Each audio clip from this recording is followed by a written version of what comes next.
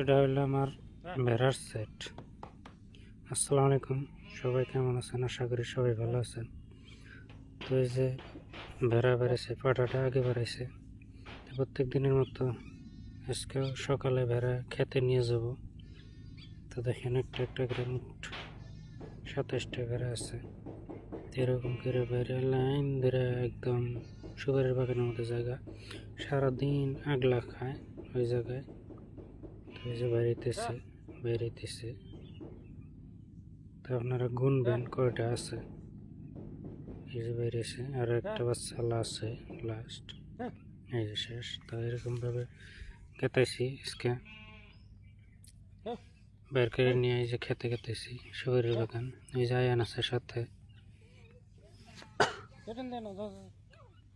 প্রত্যেক দিনের মতোই আজকেও আয়ান একসাথে নিয়ে গেতেছি।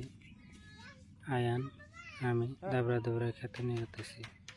এখানে যাইয়া ওই সামনে সুপারির বাগান আছে, আর এই যে সেই আমার এই কাঁঠাল গাছটা আছে সামনে, এই কাঁঠাল। তো সকালবেলা সূর্যের প্রহর এসে রোদ উঠছে, এইভাবে নিয়ে গেতেছি।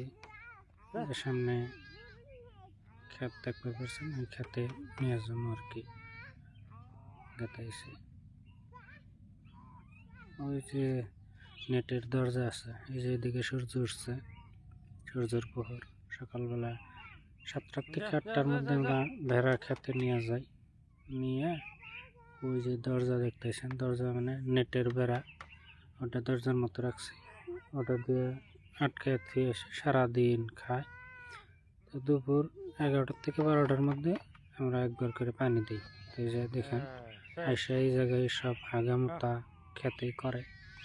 সারাদিন এই যে গরু আছে, গরুর সাথে সারাদিন ঘুরে ঘুরে খায়, খাই আবার সন্ধ্যাবেলা ছেড়ে দিলে একদম যায় সেটে যায় ওঠে।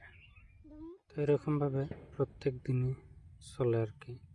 তো সবাই ভালো থাকেন।